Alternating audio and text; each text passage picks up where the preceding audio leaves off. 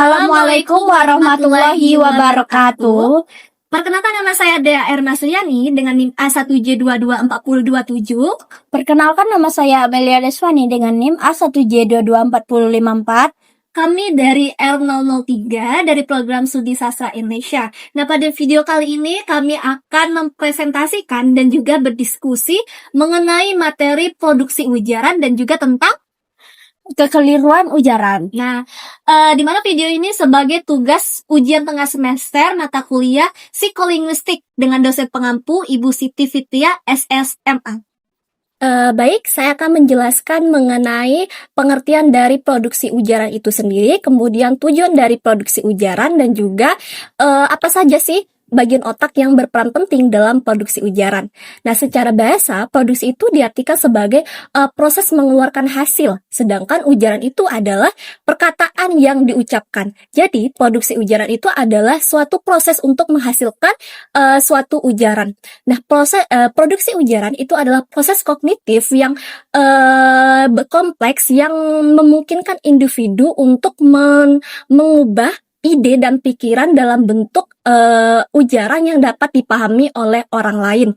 Nah, tujuan pokok dari produksi ujaran itu adalah untuk menghasilkan seperangkat bunyi sistematis yang digunakan untuk menyampaikan maksud kepada orang lain. Nah, dalam merealisasikan hal tersebut dengan mengombinasikan proses fisik dan proses psikologis, pembicara itu menggunakan rumus fonologis, morfologis, dan sintaksis.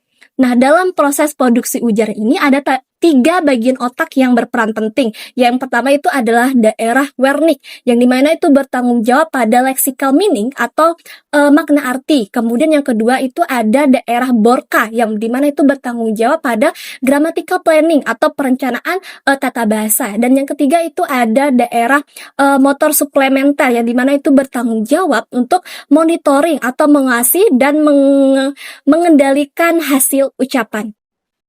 Baik, selanjutnya saya akan menjelaskan tentang 4 tingkatan produksi ujaran dan 3 tahapan produksi ujaran. Proses dalam memproduksi ujaran dapat dibagi menjadi 4 tingkat. Yang pertama, tingkat pesan atau message, di mana pesan yang akan disampaikan diproses. Yang kedua, tingkat fungsional, di mana bentuk leksikal dipilih lalu diberi pesan, dan fungsi sintaktik. Yang ketiga, fungsi posisional, di mana konstituen dibentuk dan afiksasi dilakukan. Dan yang terakhir, tingkat fonologi, di mana struktur fonologi ujaran diwujudkan. Selanjutnya, produksi suatu ujaran diproses melalui 3 tahap, yaitu tahap konseptualisme, tahap formulasi, dan tahap artikulasi. Yang pertama adalah proses konseptualisasi atau persiapan konseptual, yaitu niat untuk membuat ujaran, menghubungkan konsep yang diinginkan dengan kata-kata lisan tertentu yang akan diungkapkan. Di sini pesan yang dimaksudkan preverbal dirumuskan yang menentukan konsep yang akan diungkapkan. Tahap kedua adalah formulasi, bentuk linguistik yang diperlukan untuk ekspresi pesan yang diinginkan dibuat. Formulasi meliputi pengkodean gramatikal, pengkodean morfologis, dan pengkodean fonetik. Tahap ketiga yaitu tahap artikulasi, merupakan tahap ketika kerangka serta isi yang sudah diwujudkan dalam bentuk bunyi atau pelaksanaan artikulasi oleh paru-paru, glotis, laring, lidah, bibir, rahang, dan bagian lain dari alat vokal yang menghasilkan ujaran.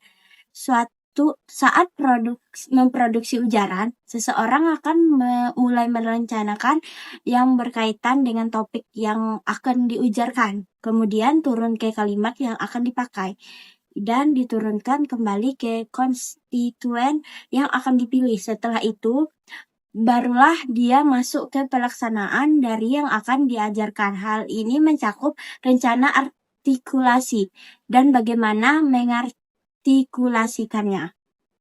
Nah, Kamu tahu nggak sih, dalam proses produksi ujaran itu tidak selalu berjalan sempurna. Jadi terkadang seseorang itu dapat melakukan yang namanya kekeliruan. Jadi pada waktu tertentu, seseorang itu dapat memproduksi ujaran yang sebenarnya itu tidak ia inginkan atau yang bukan ia maksud.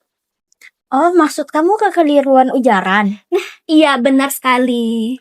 Oh, kebetulan aku barusan baca-baca sih ini, tapi jujur sih deh, aku masih bingung. Agak bingung maksudnya kekeliruan ujaran tuh apa sih? Kamu pernah nggak sih ngomong sesuatu, tapi malah salah ngomong, terus orang-orang malah pada ketawa? Sering banget deh. Jadi itu maksudnya dengan kekeliruan ujaran. Iya, jadi kekeliruan ujaran itu disebut juga dengan istilah kiri lidah. Nah, ada menurut seorang ahli, di mana menurut Daryo Wijoyo tahun 2005, kekeliruan ujaran itu adalah suatu fenomena dalam proses produksi ujaran di mana pembicara itu terkilir lidahnya. Jadi sehingga kata-kata yang diproduksi itu bukanlah yang ia maksud. Misalnya, aku mau ngomong A, tapi malah yang keluar B. Nah, itu dalam linguistik disebut juga dengan slip of the tongue. Oh, itu seperti aku mau bilang, aku lapar banget nih, tapi yang keluar malah aku lapar banget nih. Iya, itu contoh dari kekeliruan ujaran. Jadi, kekeliruan ujaran itu terjadi karena hasil ujaran kita itu tidak sesuai sama yang sebenarnya kita inginkan. Dan itu terkadang kita sadar dan juga terkadang kita tidak sadar. Oh, itu karena grogi atau gugup gitu ya? Iya, faktor psikologi seperti grogi, tergesa-gesa, atau kurang fokus. Oke, nah di materi yang aku baca nih, katanya ada 2 macam ya, kekeliruan seleksi dan kekeliruan assembling. Iya, ada 2 macam, ada 2 itu. Jadi yang pertama itu ada namanya kekeliruan seleksi. Oke, kekeliruan seleksi itu kan terjadi kalau kita salah memilih kata, dan ada 3 jenis nih. Pertama, seleksi semantik yang keliru. Nah, kita ingin ngomong satu kata, tapi yang keluar malah kata lain, dan kata yang sebenarnya diinginkan itu berasal dari medan semantik yang sama. Itu contohnya gimana deh? Misalnya nih, aku ngomong teori gravitasi ditemukan ketika jeruk jatuh di kepala Newton. Jeruk bukannya apel ya? Nah, iya, harusnya kan apel ya, tapi yang keluar malah jeruk. Dan itu kan jeruk sama apel kan sama-sama buah-buahan. Jadi itu berasal dari medan semantik yang sama. Jadi itulah disebut dengan kekeliruan seleksi semantik yang keliru. Oke, masih dalam kekeliruan seleksi. Tadi itu ada yang namanya malapropisme. Iya, jadi kekeliruan malapropisme itu terjadi karena seseorang ingin kelihatan lebih keren, kelihatan lebih pintar, tapi malah salah menggunakan kata. Contohnya apa tuh? Misalnya, sepedaku rusak, jadi aku bawa ke tempat reparasi sepeda. Reparasi, bukannya reparasi. Iya, harusnya kan reparasi ya, tapi malah reparasi. Jadi pakai V biar kelihatan lebih keren, lebih intelek. Tapi ternyata malah salah.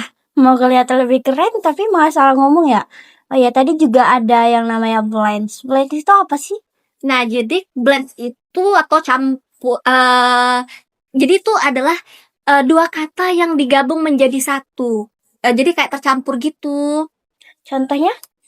Misalnya, besok kita belajar bareng setelah zuhrib ya. Zuhrib? Apa tuh? Maksudnya zuhur maghrib. Jadi setelah zuhur tapi menjelang maghrib. Nah, jadi zuhur dan maghrib itu digabung menjadi satu. Makanya jadi zuhrib. Oh, aku juga sering tuh. Aku bilang sabgu. Ya, kayak gabungan Sabtu dan Minggu gitu. Iya, itu juga termasuk blends. Dan itu terkadang karena kita lagi buru-buru atau kurang fokus. Jadi ada 3 kan, kekeliruan seleksi. Yang pertama, kekeliruan seleksi semantik yang keliru. Terus yang kedua itu ada malapropisme. Terus blends. Nah, sekarang kita bahas yang kelir lidah. Yang kedua itu tadi yang kekeliruan assembling kan. Nah, iya.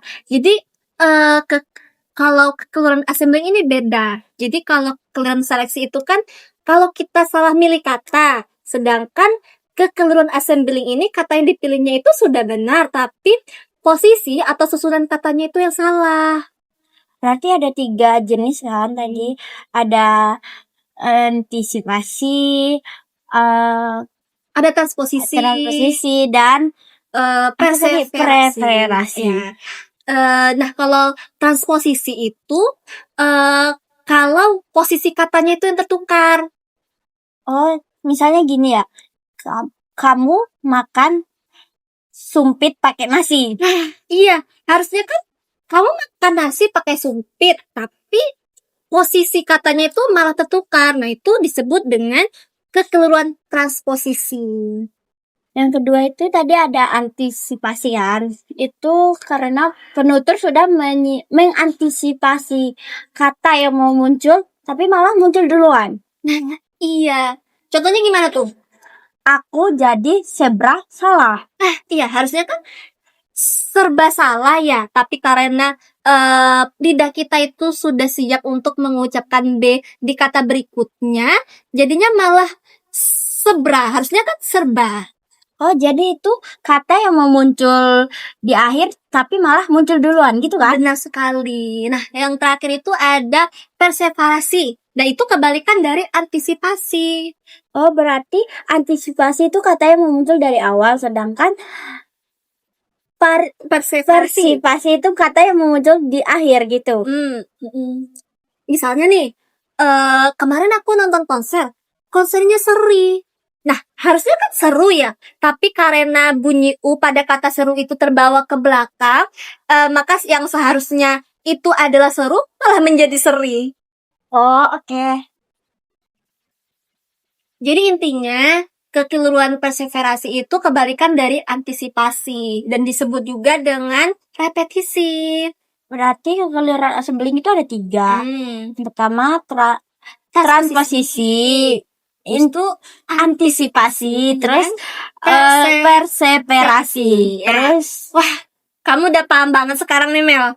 Jadi kesimpulannya itu kan, kalau seleksi salah memilih kata, terus kalau assembling itu salah menyusun kata atau bunyi, dan itu terjadi karena grogi, buru-buru atau tidak fokus.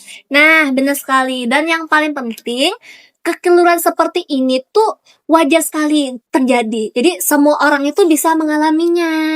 Oh, oke Dan, makasih banyak udah jelasin, aku jadi paham. Wah, sama-sama Mel.